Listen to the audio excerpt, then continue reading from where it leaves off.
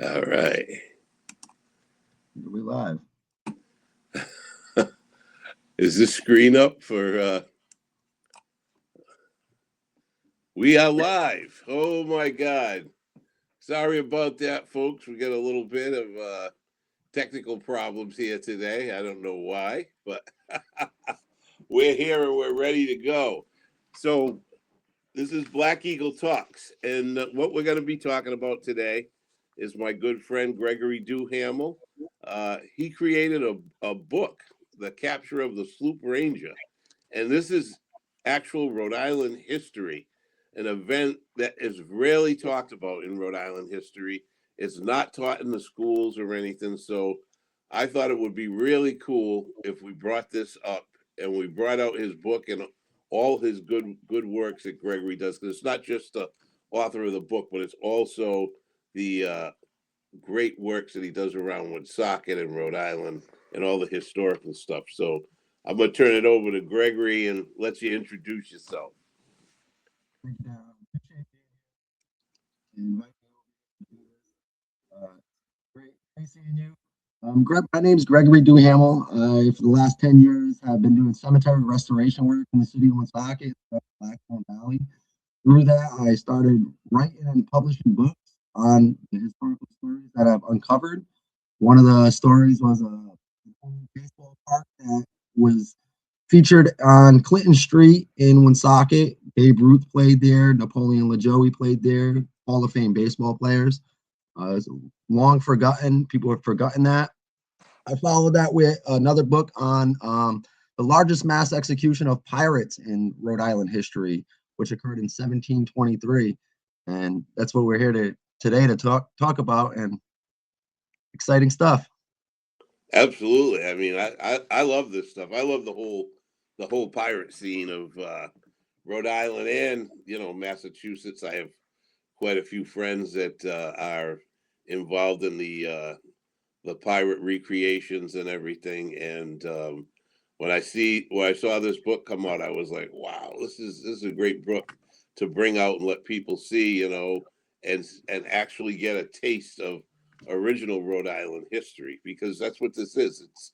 It's Rhode Island history. It needs to be brought out, and I want to thank you, Gregory, just for doing a book like this and all the other books that you've done, and even the book you did for my people about the Pokanoket lands that in Bellingham and Massachusetts. So you're bringing out great historical stuff here. So I'm gonna be quiet for a minute because I really want you to talk. I could talk forever about all of this stuff. I love it, and I mean, Yep. hats off to my friends out there who are in the whole pirate movement in Rhode Island, especially my buddy John McNiff and quite a few others that I can't mention them all, but they're all great people. So Yep. I want you to talk about your history, Gregory, and all the local history, especially the local history of like the pirate scene, because I didn't even know that you did you guys had that event there in 2023. When I Yes. saw the pictures last night, I was like, oh my God, I missed this. My son missed this. Are you kidding me? Yep. Was, All good so stuff. it was Tell us a kind of little bit. like we threw it together at the last minute. We were waiting to see if anybody would do anything for the 300th anniversary. So it was in 2023 in August, in July and August was going on the 300th anniversary of the mass executions of the pirates. So we wanted to do something. We wanted to do something special. We wanted to memorialize the event. It's a historical event in Rhode Island history, and we wanted to try to organize something to pay our respects. It's yes, they're pirates. There's a stigma that is attached to pirates that they were pillaging, robbing, stealing, you name it. Anything that painted them out to be bad, that's what the reputation they've garnered. But sadly, that's really not the entire story regarding pirates. They were rebels against structured government. They were against Great Britain, against the king and queen of England. They didn't want their laws forced onto them.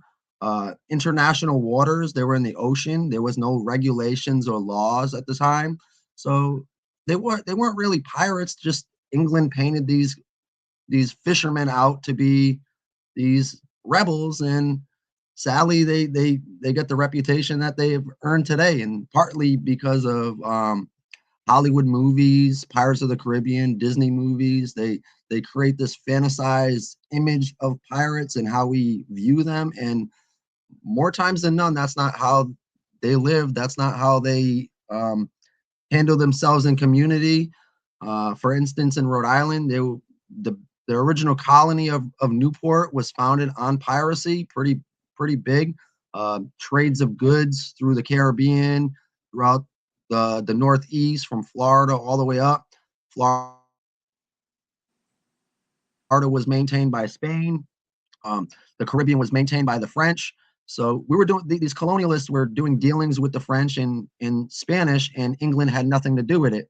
And England not being able to have their hand in the cookie jar per se, they were against that. So they wanted to round up all these pirates, round up all the traders, and hang them. Set an example. Hey, if you're not listening to us, then we're gonna just hang you. We're gonna kill you. And Wow. it's sad. Yeah, like the Most, Robin Hood of England, right. It's same basis. pretty much. Yep. And yeah, so they built communities, they built villages. Rhode Island, Newport specifically, was run by pirates for decades. We had Thomas too, who was involved in a Red Sea trading and pillaging. So he would go out to across the ocean, the Atlantic Ocean, get to the Red Sea, and they would rob Indian ships and bring back the goods. And because it was India, I mean, what are they going to sail across the open ocean to get their stuff back? I mean, different. It was different technology, different ships, different construction of boats, and they just didn't have the means to do so, to combat that. And Yeah. so I mean, most of the wealth in Newport was founded through piratical trade, through rum, whiskey, corn, sugar, you name it. It was being brought into the colony, supplying to the communities and villages, and some of the original governors were working hand in hand with the pirates, quote unquote. Yeah. Building wealth in our community, in our state. At the time, it was a colony, but the wealth retained. You have Lincoln, Rhode Island, that was founded by the Harris family. The Harris family is directly connected to the Charles Harris, who was hung in 1723, who was the basis of my book. Yeah. It's all connected. And then you have the oldest tavern in America, the White Horse Tavern. That was founded by pirates. Wow. And you had secret tunnels underneath the streets that would avoid the British that were occupying Newport in the early 1700s. So you also had all of this that was, and the basis of like the hangings in 1723, which is my book. The basis of it is England wanted control in the Rhode Island colony, and if they didn't get that, they were going to hijack the courts of the Rhode Island colony and make an example out of the ones that were just operating freely. Rhode Right. Island colony was it was a gifted protection from the King George III. It was the protection for the Rhode Island colony. There was a royal charter was signed. It granted Rhode Island colony and the colonists the ability to freely operate and trade and live freely without any intervention from Great Britain and the English. And it got to the point where I guess Rhode Island colony was making too much money and keeping Great Britain out of the loop. And Yep. I mean, England didn't like that. So, I mean, you had the occupation of New York, the occupation of Connecticut, New Hampshire, Vermont, Massachusetts, all became part of what is known as, in our history books, the Great Dominion, which Right. was basically England coming in, occupying the Massachusetts Bay Colony, New York Colony, and then all that pressure around Rhode Island would eventually just infiltrate into our state and England wanted control. That's all it really was. It was nothing either, different. Nothing different now either. no, Rhode I mean, you Island, still got, we're kind of a rebel state, you know. yes, it's You know, still, we it's do still the things same. differently here. Oh yeah, you still got your corruption. You still Yeah, got and we your, still have you our still got your, pirates, you know. yep, your politicians Our that are lining pirates their are alive pockets. and well. They're just in a different form today, you know. Right, yep. And I think that's why some of these topics are often overshadowed, because Yeah, there's so much relevancy in how this history like unfolded to what America is dealing with right now. I mean, you yeah, got these different nonprofits that are running and operating that are only benefiting their own pockets and their own donors, and it's not helping the overall cause to what they established for.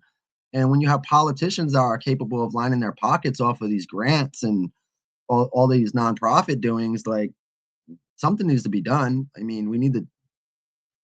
yeah. I hate getting into politics, but Yeah, I'm not going to it's, get into politics today it's because so hard. It's so hard to talk about history and these events without interjecting some political happenings right, at the because there time. was a lot of politics in it. I mean, it's you know, you look at pirates and they dealt with, you know, a lot of the politicians and everything, and Hmm. they probably kept the line of trade open and kept things going, you Yep. know, and so they were kind of the politicians kind of depended on them to a point to keep, you know, to keep things going and to keep trade coming in and everything else like that, and then Hmm.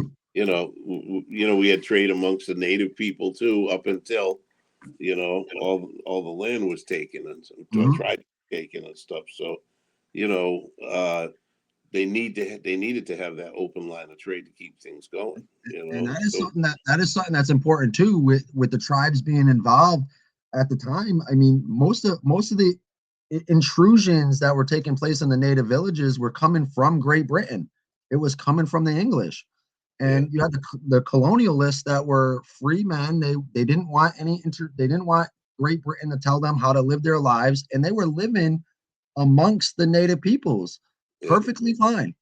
yeah, And I mean, sadly, this is what politics will do to nations. It'll divide and segregate people. And yeah, we have to be able to come, like me and you, we have to come to a mutual point and respect each other's backgrounds and come upon a point where we can progress into the future instead of holding onto the stigma and these issues from the past. It's yeah, not going to benefit anybody in the future if yeah, we're sticking to, oh, the mistreatment of indigenous peoples back in the day. I feel sympathy, but the people that were treating those people poorly, they're not around anymore. So we kind of have to like a little bit move on from that and find a way to meet at the same sidewalk and walk down the street arm in arm together instead of yeah, butting heads all the time. yeah, So I yeah. mean, We gotta have a mutual respect for each other. You know, 100%.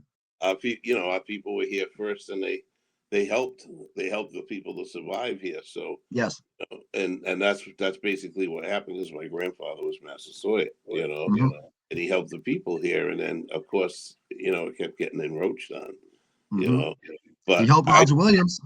yeah, yeah, you know. So I mean, I could talk about that subject all day. Me You too. know, Me it's a too. tremendous subject. But you know, some of the the history, like was it Blackbeard that was here? uh, Thomas too was here. Blackbeard was not here. Okay, Edward Lowe, he was like he was a vicious pirate. Similar he had similarities to Blackbeard. His treatment to his crew was poor. Uh, there was really no civil liberties or civil rights on a pirate ship underneath Edward Lowe. yeah, They had rules of order. Um, Basically, if they pillaged a ship, robbed a ship, then the captain gets a bulk of what is captured, and the rest of the crew get small amounts. Um, yeah, then there was you could fight against the crew, the captain, and if you had a vote that would come in and overtake the captain, you would have that. Unfortunately, on Captain Edward Lowe's ship, it wasn't like that. It was either you're with me or you're getting thrown off the ship or you're gonna hang. So I mean, Edward Yeah. Lowe was so Edward Lowe was so vicious that he had a man that refused to capture a woman, and in return, he sliced him from ear to ear like the Glasgow Smile. That's how Edward Lowe would treat his crew if they Uh, didn't follow his command. uh, Brutal, Now, if absolutely brutal. you guys find this interesting, right below on the screen there that's going across, that is the link to buy this book. And I know there's a lot of good stuff in this book, you know. A lot. It is. So let me ask you the question. So why did you write the book? Because nobody else did. I like that. Because nobody else would. That's an honest answer. You Yep. know? So I've been doing the cemetery work for about 10 years, and within that work, I've met a man named Ken Possum. He's a Yeah, reverend of New Hope Baptist Church in Millville, yeah. and Nice guy. very good guy. I Yeah, love Ken. He's a great individual. He does a lot for the community in the Blackstone Valley, and his phrase that he uses involved with the cemeteries is, "If we don't do it, who will?" yeah, So I mean, we take up the ownership of it, and we decide, hey, we're gonna be the problem solver. We're gonna offer a solution. We're gonna see this through, and we're gonna do what nobody else wants to do. And it's the same reason why I wrote the Michigan Get the Connet book with you. It's yeah. if I wasn't gonna do it, or you weren't gonna do it, who was? Right, Nobody that was showing up to those planning board meetings would have done something like that. right, So right. it's to And save history, preserve your history, and yep, it's a win-win. It's a win-win for us. Our history shared, your history yeah, shared, and we can stand together and talk about it. And that's what's right. most important. Exactly, exactly. I mean, like you said, a mutual respect. Yep. You know, I always honor that you wrote that book. I mean, that was fantastic, and I am I hope a lot of I am copies sold. beyond honored and privileged for me to be able to tell your tribe's story. That to me is the most respectable thing. I literally felt like I was reliving the life of Roger Williams, standing shoulder to shoulder with somebody like you, and to be able to share your story shoulder to shoulder with you. I think that was the most honorable thing, and I thank you, and I thank your tribe for that. Thank you. You're welcome. You're welcome. It was a great book. You know, it's still selling too, by the It way, it right? it is. It is. Yep. Hey, it saved 300 acres of land. That's So, it. I We did mean, it. We we did did it. it. We did We it. did it. Yeah, and those are the small advances, you know, that you're talking about, where we come together in a mutual agreement, okay? Hmm. Because we all want to save the land. We don't want, you know, and those poor people in Bellingham, we stood up for them. Yep. Yep. All the neighbors, everybody that would be They affected were by such a terrified I was development. going to go in there. You know what I Yep. mean? And you know, like the Should be pirates of conservation old, land. like the pirates of old, we put a stop to it. Yes. We Yes. saved the native land. You know what Yep. I mean? Yep. There's nothing more honorable than that. You No, know, there really isn't. And and it coming makes it to all worth it. yeah, yeah, and coming to that, like, I want to talk a little bit about like, because I know I've talked to John and Harry Robinson and stuff, and there were native people that were on those pirate ships. Am I correct? That is correct. Yes. Tell Yes. me a little bit about that, because So that's of great interest. I have the book right here with me. And Awesome. inside, for anybody that wants to read this, you can go inside this book and you can find the names of these individuals that are related to your tribe. Yep. It's incredible. So there were 3 known Wampanoags that were on that ship. They were captured off of the coast of Marblehead, Massachusetts, and they were just fishing. They were fishing, catching their dinner, and Edward Lowe came rolling through. He sent a canoe to the shoreline to make contact with these individuals, the natives that were fishing. And instead of making contact, shake hands, and hey, how are you? No, come with us. They captured them, enslaved them, put them on a ship, and forced them to do labor work. Help us rob ships, or you're gonna die. Yep. And um, and going in forward, June, the ship would come back around. It would do a loop, so it would go down the coast of New England into toward the Caribbean, and it would come trace its way back up north to New York, Long Island, Block Island, and right in between Long Island and Block Island, they were spotted by a British man of war, massive warship, Wow. and the warship would pursue these two pirate ships. And on one of the ships, it was Charles Harris and his crew, and he was fairly new. He was originally on a Boston logger ship. So they would just go down to the Caribbean, get a bunch of trees, and then bring them back up the coast and then sell them as goods and trade. And Charles Harris was captured at that time. The whole crew was captured from the logging ship, and they were forced onto the pirate ship. Eventually, the one pirate ship became two, became three, and that's where we get into the June incident with the pirate ships attacking the British warship. In between Long Island and Block Island is where the pursuit started, and they got right on the southern tip of Block Island when the full engagement would take place. One of the ships, the Ranger, would completely be disabled by the British warship. Edward Lowe's ship was damaged just enough, but not enough. He got away. The remaining ship that was captured on the crew on the Ranger was brought into Newport to face trial. Three of those passengers, three of those people on those ships were Wampanoag. And because of that simple fact, they were given freedom. They didn't face trial. They Yeah. weren't executed, and it was simply because they were native. Yeah. And I They mean, probably it didn't was want retaliation from the tribes. right, right, You know, right. because that's what would happen. And this was just on the brink. Like this was just less than 40 years after King Philip's War. Yeah. So I mean, coming from King Philip's War, you still had those tensions within the Wampanoags, the Nipmucks, Yeah. the Pokanoket. You Yeah. had all these tensions in the Narragansett. So I mean, it would make sense. How do we prevent another outbreak of war?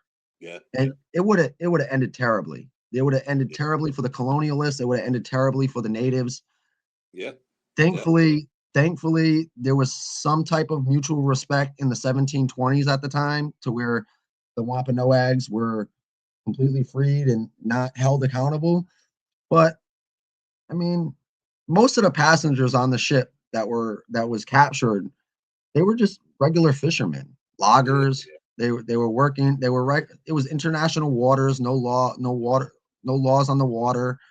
And I mean, these are the testimonies that were taken in during trial in 1723 after the capture. I mean, some of the pirates, they they even stated like, I picked up a gun, but I never fired it. Yeah. So that guy's that guy should hang.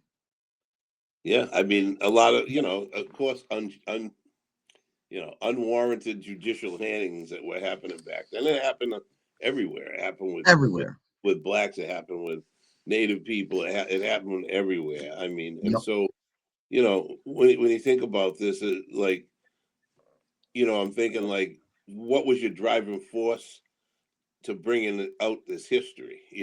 Like you wanted people to know the whole story of Rhode Island and the truth. Hmm. I mean, that's what it sounds like you're saying to me. Is like you wanted to bring out the real truth, and the truth is that all those people work together on those ships, Yes. and in most pirate ships, regardless of whether you were black, native, white, from Portugal, you were all treated the same. Hmm. It wasn't like being on mainland where people didn't have that respect, but in those ships, all Yep. people were equal and they got shares. Everybody. Yes. And Yep. it's still the same in the fishing industry today. The captain It is. gets the biggest share, and then Mhm. the mates get Works his way down the ladder. Yep. right, and if they're only young mates, they get a certain share. So it's like a lot of it is the same Mhm. today on the sea. The sea is a whole different ball game, and It is. I Yep. I like the dynamics of the pirates and everything, and I love the seeing the pictures of the reenactments and stuff that you guys. I only wish I was there and I could have brought some of the native people to come down, I you know, know it would have been take great. part in that. I specifically highlighted that fact too. The out of the 26 pirates that did hang, none of them were native, and I thought that was very important to share with the world Yeah, because you would think like, oh, they were hung and that would be it, but that's not the case through trial dispositions. yeah, I had to go to England. I didn't physically go to England, but I reached out to England's archives yeah. and I got all of the testimony. Some of it's in Boston too, in the Wow. archives in Massachusetts, and you have the whole testimony from every individual that was captured, and those the everybody on the crew said, "Hey, those natives, they were captured. They didn't want to be pirates, and But they uh, they ended up being it and liking y- it, right? yes, yep, yep." But they Oh my walked. goodness. I mean, that just that alone is extremely extremely important to note. Um, Yeah, same thing with the situation regarding why this hanging took place, why the capture took place. It's all yeah. very important. And So these ships back then, the dynamics of them, they were fast moving ships, but they had a lot of cannons, didn't they? So yes, yep. they could They, run fast from other ships because of the way they were built, but they mhm, also were pretty battle worthy, right? they were, yeah. So the Ranger had about 9 cannons on board, and Edward Lowe's ship had about 12 to 14. Um, they had 2 swivel cannons. I don't know if you want to count those. It's just like Yeah, a small, like a grenade launcher type of thing. right, It right. shoots a mortar out. If we want to consider those cannons, but they had about 14 cannons on board, and they had a crew of about 50 men on Edward Lowe's ship and a crew about 34, 35 on the Ranger. Yeah. So What were the you're living talking con- what were the living conditions like there? I mean, they must have been pretty tight. it. I would imagine. I would imagine just hammocks, uh, layered, just like military barracks. If Right, you're in a if, right. if you're in a battle zone, you're sleeping in a cot on top of a cot, bunk beds Yeah. style. Not much room to operate. No running water. I mean, so Yeah. Oh yeah, yeah. Pails and salt water. oh yeah, yep, yep. When you think about how they had to live, I mean, they probably had to jump in the water and bathe and everything else like that when the ship was anchored or something, and Yep. it probably wasn't a pleasant smell in there either. Oh, I could imagine. I could imagine. Ooh. I'm sure it smells no different than near this incinerator plant in Woonsocket. Right, So right. Oh my God, this is an interesting book, and anybody that's watching this broadcast today. I mean, if you like pirates and stuff, I think you should definitely pick up a copy of this because it goes into much more history and everything, and even the native people, if they want to see, it may have been one of their relatives that was on that ship, and I'm sure there was a lot of other natives that were on ships, whaling I'm ships and sure. stuff, and New England at that time was probably the heart of all of the pirates, the whaling ships, and everything, the trade and stuff. So there's an interesting history here in Rhode Island and Massachusetts, New Bedford, all of those places. So it's pretty cool. Um, so again, you can see the link on the bottom there. And where else can the book be bought? Do you sell copies too, or do you do? I do sell copies, yes. So if anybody would like a copy, reach out. My email is grizzroots401@gmail.com. Send me an email, let me know you want a copy, and I'll work something out with you and I'll get a copy to you. A signed copy. A signed copy, yes, sir. A signed copy. So I, Yeah. I also I also do book talks on in the random off the cuff. Every probably twice a year to 3 times a year. I do signings and book talks. where I'll show up to historical sites, buildings.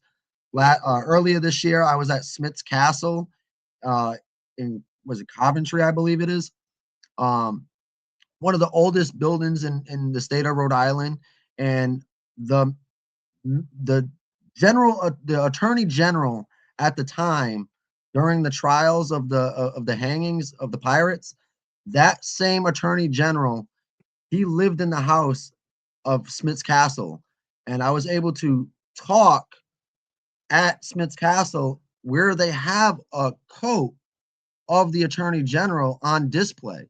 So it's quite possible that the attorney general was wearing that very same waistcoat during the trial of the pirates in 1723. So to be able to show up to where the attorney general lived and give a talk about the pirates, I thought that was cool too. Yeah, that's So I do random things like this. So like just people can follow me on Facebook, on Instagram, and I also have a website, gregoryduhamel.com. Check it out. You'll get all the events and news that I'll post. Any newsletters that I have or any updates, it'll be all posted on those. So awesome. You got any pirates that helped you out that you want to give a shout out to while we're here? I just want to give Steve Salisbury a shout out. Steve Salisbury is with Big Beer Trading Company. He led the 300th anniversary ceremony that we held in 2023. Without Steve, it wouldn't have been a day as it was, a memorable one, a very, very beautiful ceremony. And I just want to give a shout out to Steve, Ken Postle. I do want to give a shout out to a couple of the other reenactors out there in Rhode Island and Newport who came out and showed support. They all came out in garb. It was beautiful. Walking down the street with a bunch of pirates really set the tone for the day. And it was incredible. We had the National Park Service, some park rangers that showed up. So shout out to the National Park Service for that. And shout out to you, Daryl. Appreciate you. Hey, anytime, man. I love the local history, and I love the coercion between, people being on the ships and the whaling ships and everything. And it just, it makes me feel like everybody was a part of that, a part of that anyways, not the other part where we lost our land. It's like I was actually going to try and do some reenactment with those guys until all these injuries came, but John McNiff and the guys got together and they had they made me a nice pirate flintlock pistol they had made up by their guy for me, which I paid for, but they gave they got it done for me, and it's in my showcase. I mean, every time I look at it, I think of all those guys, man, that that were wonderful and that used to. They had a pirate landing at Mystic Seaport. I don't know if you ever been to it. Yes. My son, I used to take him there every year. That was like the highlight of his summer. You know what I mean? Yeah, that's awesome. Going down there and all those guys, they made it real. Yes. They made it real. Yep. That's what it's all about. That's the beauty of Rhode Island. Rhode Island has so much good stuff, so much good history and events going on. I think a lot of people don't even realize all the things going on. And that's kind of why I wanted to bring this book out, because your book brings it to life, Yeah. It brings it to life, just like the book of Michigan Connet, okay? It brings Wamsutta back to life, that he wanted to put those lands aside for his people, Yep. And thought of the future. Right. And when we went down there and we investigated it, and it was incredible. We saw all the stuff there and the artifacts, and we're not going to tell everybody where it is because our people don't want it to be found. Yep. But even the Stagecoach Road, with Mr. Picard, I mean, shout out to Mr. Picard. Mr. Picard's the man. He's the man. I'll tell you what. So I just found vet. out. So I just want to give this. I want to take a moment to just offer Mr. Picard a prayer. Mr. Picard was rushed to the hospital yesterday. Oh so no! I just want to say a prayer for Mr. Picard. I hope he's well. I did speak to him so far within the last 24 hours. He's going home. He was going home today. Good. He said it was some medical issues that stem from prior, old age, and Yeah. it'll do it to you. But Mr. Pickard's a great historical resource. He's done a lot for Woonsocket history. He's done a lot for Rhode Island history. He's the man. Yeah. He's there when you need him, and you scratch his back, he'll scratch your back. Yeah. The man. So thank He you, is. Mr. Pickard. So shout out to him, and shout out to John McNiff. John McNiff, he does we've name dropped him a couple of times, but yeah. John's my does, man. I he love does John. amazing stuff. So John McNiff, for everybody listening, John McNiff does Roger Williams impersonations. Incredible. Probably one of the best impersonations of Roger Williams that is in the state of Rhode Island, Yeah. and that's currently by doing far. anything as a living historian. John McNiff is the man. Shout out to John McNiff. Yeah, absolutely. Well, hey, this was a good session. I'm glad we brought it out, and I'm glad we brought the book out. I hope you get some buyers for that book, and maybe we'll be doing some things together to expand that and get it out, especially in Woonsocket. We want that history. You're a local guy, and I think it's nice that we do this, It is. and bring it out. So hey, everybody, check out that little rolling banner down there. That's where you can get that book directly. And if you can't, you can reach out to Gregory at GrizzRoots401 at gmail.com. You got it. At 401gmail.com. So hey, peace, everybody. Nice to see you, Gregory, and we'll be in touch because we're going to finish that film up. Absolutely. I look forward to it, Daryl. Thank you so much. The Travelers. All right. Take care, everybody.